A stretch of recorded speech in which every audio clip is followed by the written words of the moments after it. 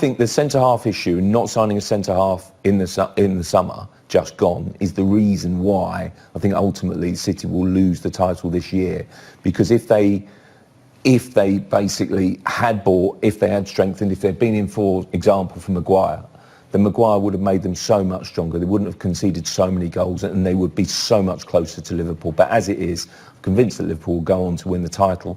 And City, I think it's their defensive issues as to why they fall short. I remember reading in the build-up to this season the idea that Rodri was a very long-term signing to come in and replace Fernandinho, who would move to centre-back because City were thinking ahead to the day when Kompany would leave. But the injury to Laporte has made that happen maybe a season too early, that they were thinking about making that move anyway. Does that seem right? Is it the fact, because Rodri played very well against Burnley, got all kinds of plaudits in that game. Is it that they've lost Fernandinho's protection as well as having to have Fernandinho in at centre-back, which is a position he doesn't know? Fernandinho's ultimately his best position is midfield, reading danger, breaking the play up. Rodri's a different type. Gundogan's a different type, and more cultured on the ball, can see a pass forward a lot quicker than Fernandinho can. But for me, the best centre-back in Man City squad at the moment is Fernandinho. If I was a manager of Man City, please God, if you're listening, then I would play Fernandinho at centre back, no doubt. Yeah. He's got pace, he can read it. Yes, he makes rash challenges, but so does Otamendi, so does John Stones, so does Vincent Kompany. All them players they've had down the line. Yes, they haven't strengthened in that area, and I agree with Crossy, they should have strengthened. But Pep always finds a solution. He did. He's had a left back. In Fabian Delph, who played midfield for me at Aston Villa, majority of last season, he played left back for Man City in a title-winning side. So he finds a solution. So it's really difficult to criticise him. Yes, we can criticise him in hindsight now because the injury to Laporte, but I would have had trust in him that when he's speaking to the recruitment guys, I'm sure he's saying to them, we'll be okay. Laporte stays fit, we're fine. I can get by with Stones and Otamendi. And Fernandinho will drop back in there and Rodri will come into that number 6 position and give us a little bit of protection or help us keep the ball a lot better than what we do under Fernandinho. It's the start of a really important group of fixtures for Manchester City. We talk about how congested Christmas is, we talk about how important it is, but for Manchester City, with the teams that they've got and the games that they've got Arsenal, they've got Leicester in there, and I know Arsenal not in a great moment at the moment. We'll talk about them. Wolves away, which is always a tricky fixture for teams as well. And Sheffield United, who are so unknown and so capable, I know they'd lost in midweek, but so capable of brilliance and really causing teams problems. And this could be tough for Manchester City, and as much as any group of fixtures can be for them. Yeah, the festive period always, I think, defines the title race, doesn't it? And I think that City will be tested over that run of games. They'll have to view it as applying pressure on Liverpool if they want to stay in the title race, because Liverpool are away with the World Club Championship, so they miss around. They have to kind of catch up on. They've got the extra games there in that tournament itself. It's a really big period for Liverpool, but also City, because they have to apply that pressure, and that they are hard games. They really are, and that I just think that the positive, I think, for Guardiola is that we saw the other night that they basically flicked a switch and got back to their best. If they can maintain that standard performance, they will win all of those games, in my view, because they're such a good player, such a good team, that they really are capable of beating absolutely everybody, and they've got that depth. The one area that they haven't got it is centre halves, but apart from that, they've really got a depth that I think will keep this season very much alive. And as you've all said as well, when we talk about Manchester City and issues they have, it's always marginal differences. It's never huge problems for them. And as you said, Rob, Ole Gunnar Solskjaer is going to be buoyed ahead of this game. He's unbeaten in 4 in the league, and Man United are looking for successive wins after a good win in midweek. Here it's the Manchester United boss. We're going away against arguably the best team in England, so of course it's going to be a difficult game. But we need consistency. This is I said it before the Tottenham game. This is a chance for everyone to. Everyone was doom and gloom, but for us it's a chance to turn that doubt into belief. And for us, if we can manage to get another performance, the confidence, the way we played against Tottenham, if we can do that at Etihad, I'm sure we can come out of it with a result. was a good performance, arguably their best performance of the season. They played with an anger, a hunger that United said against Spurs, Tim.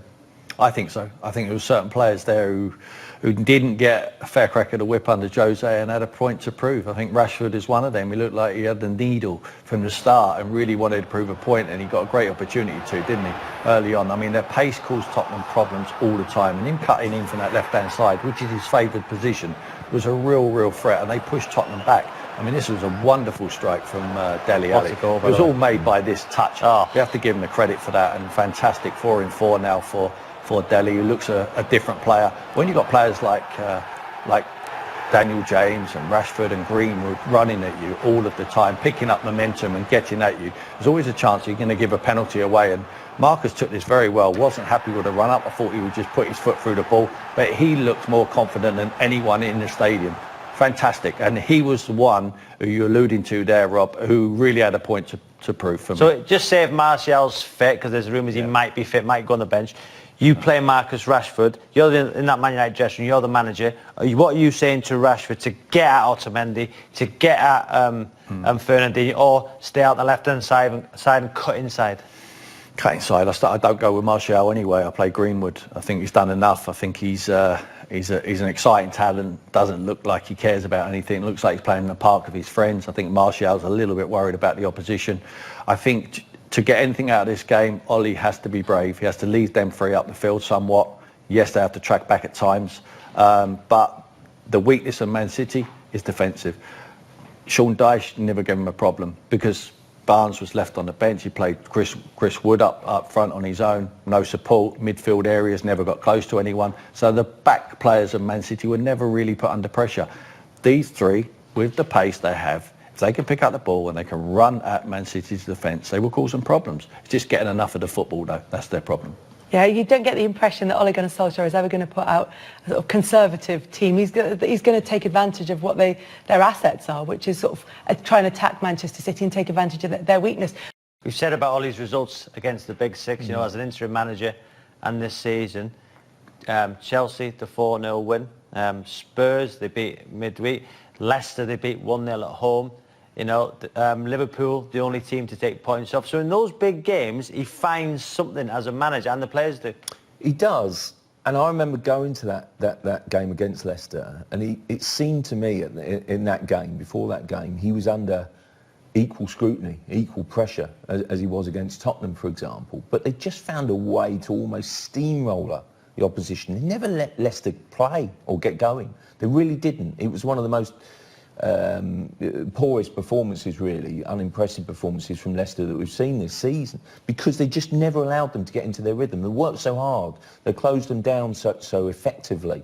And again, it was like that against Tottenham. I really expected Tottenham to win midweek. Yeah. And actually, what was impressive about United was they worked so hard. They absolutely blitzed them. A lightning start. Yeah. Rashford was absolutely fantastic, straight out the blocks. Lingard incredibly effective. They have a wonderful link up, those two. I mean, I know they're mates off the pitch, but you can see it translate into performances on the pitch. And they just never gave Tottenham a moment's peace. They really exposed any weaknesses there, and they got straight at them. And that's what United, at their best, should be about. High energy, pressing, work rate. And I think they got back to that. They'll certainly need that in abundance if they're to get anything out of City. But that's the challenge for them. We will get the guys' thoughts on which way they think this one is going when we do the predictions a little bit later on. But we have breaking news, which is rare on a Friday. I'm quite excited. Leicester manager Brendan Rodgers has signed a new contract through to the summer of 2025.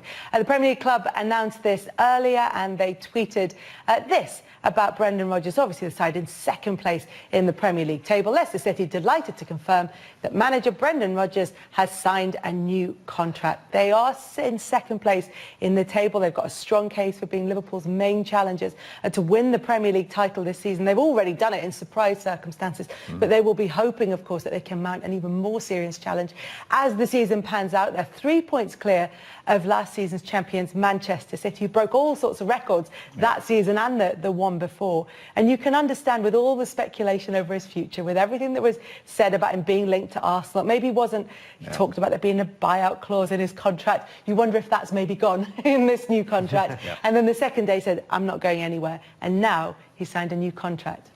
There's no one more happier than Freddie Ljungberg at the moment, and probably Ole Gunnar Solskjaer. You know, it's great news for them. You know, because he's off the market. This is a statement. You know, you can't come and just get our manager now. He's probably signed a fixed-term contract over that period. Brilliant. He, for me, apart from take Jurgen Klopp out of it, he's the manager of the season so far. No, we're only in December. But what he's done to transform the fortunes of that football club is nothing short than magnificent.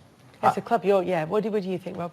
I think it's great. I think I was on the radio the other day and a Leicester fan phoned up and said that Brendan Rodgers is Leicester's greatest ever manager already, even though he's not won anything. And that was ahead of Claudio Ranieri, who won the league with Leicester, because the caller was saying that because they're going to challenge Liverpool and Man City for the title, better teams, it was a fluke that Leicester won the league under Ranieri. A 38-game fluke. Correct, absolute nonsense. You know, but you're not the radio show, Kel.